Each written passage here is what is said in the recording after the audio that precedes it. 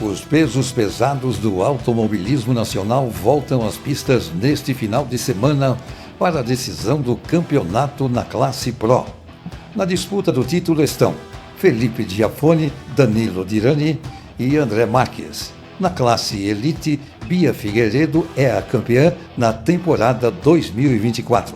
Em Corvelo, última corrida, muitas disputas, emoção e competitividade com vitórias de Felipe Giafone Pro e Pepe Fernandes Elite na corrida 1, com Roberval Andrade Pro e Bia Figueiredo Elite na corrida 2. O treino classificatório acontece neste sábado com o warm-up no domingo pela manhã, dando sequência à tarde nas corridas 1 e 2 para a superfinal.